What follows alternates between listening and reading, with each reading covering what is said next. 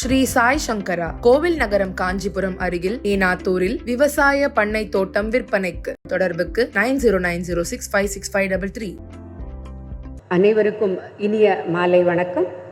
வாரி பெருக்கி வளம்படுத்து உற்றவை ஆராய்வான் செய்க வினை என்றார் வள்ளுவர். ஒரு நாட்டை வளப்படுத்த எப்படி பொருளாதாரத்தை பெருக்க வேண்டும் என்பவற்றை ஆராய்ந்து அதன்படி செய்ய வேண்டும் என்கிறார்.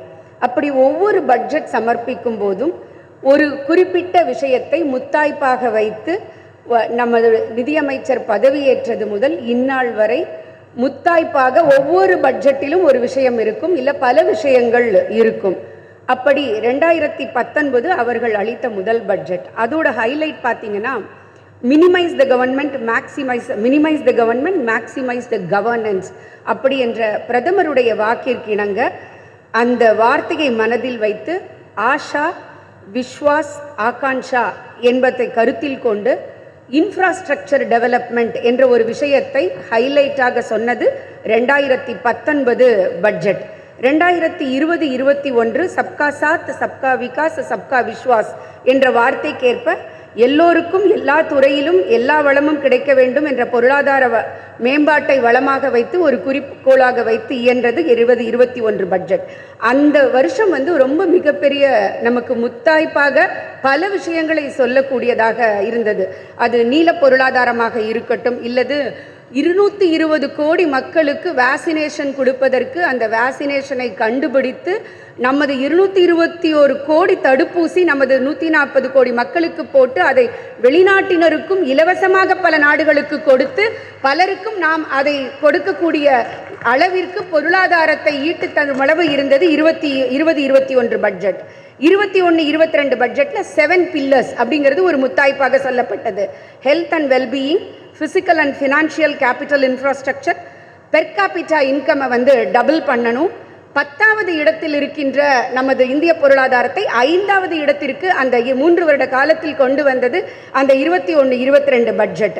22-23 பட்ஜெட்டோட முத்தாய்ப்பு என்ன அப்படின்னா, Vande Bharat rail, one nation one product, PM Gati Shakti, Saksham Anganwadi, ஹர்கர் ஜல், ஹவுசிங் ஃபார் ஆல் அப்படின்னு நிறைய விஷயங்களை அந்த 22-23 பட்ஜெட் குறிக்கோளாக கொண்டிருந்தது.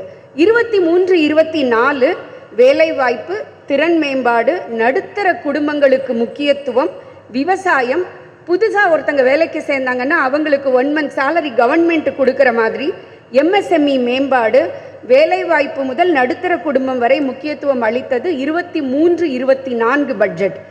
24-25 பட்ஜெட்டில் விக்சித் பாரத் அப்படிங்கிற கனவை நோக்கி அதோட முதல் படி நம்ம என்னன்னு பார்த்தோம்னா சோலார் பவர் பேனல். நம்ம மாற்று எரிசக்திக்கு நம்ம அனைவரையும் மாற்ற வேண்டும் என்பதற்காக சப்சிடி கொடுத்து அதற்கு முக்கியத்துவம் கொடுத்தது மட்டுமல்லாமல் சிறுமிகளுக்கு ஏற்படக்கூடிய கருப்பை வாய் புற்றுநோயை தடுப்பதற்கு முக்கியத்துவம் கொடுத்தது. 500 டாப் கம்பெனிஸில் 1.25 லட்சம் இளைஞர்களுக்கு இன்டர்ன்ஷிப், 1 year இன்டர்ன்ஷிப், அவங்களுக்கு இன்டர்ன்ஷிப் ஸ்டைஃபண்டோடு கொடுக்கறதுக்கு முக்கியத்துவம் அளித்தது 24-25 பட்ஜெட்.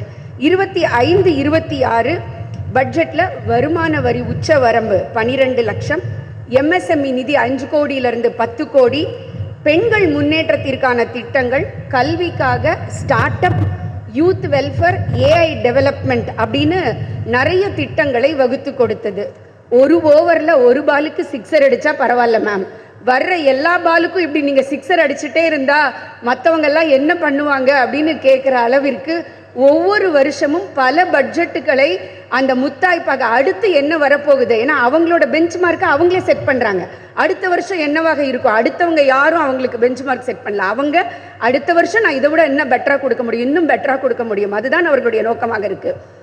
உலக பொருளாதாரத்தை வச்சு இந்திய பொருளாதாரத்தை மாற்றணும்னு நினச்சவங்களுக்கு மத்தியில் இந்திய பொருளாதாரத்தை ஸ்திரப்படுத்தி உலக நாடுகள் நம்மை பார்த்து திரும்ப வரக்கூடிய அளவிற்கு வைத்த இந்தியாவின் மகள் நமது நிதியமைச்சர் திருமதி நிர்மலா சீதாராமன் அவர்களை சென்னை சிட்டிசன்ஸ் ஃபோரம் சார்பில் வருக வருக என வரவேற்கிறேன்.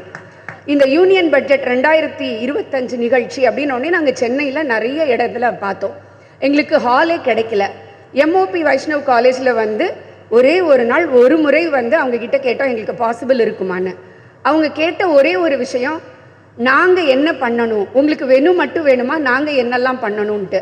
இன்னைக்கு இங்கே இருக்கிற அத்தனை ஏற்பாடுகளும் அவர்களுடைய கல்லூரி விழா போல இருந்து அத்தனை ஏற்பாடுகளையும் செஞ்சு கொடுத்துருக்குறாங்க.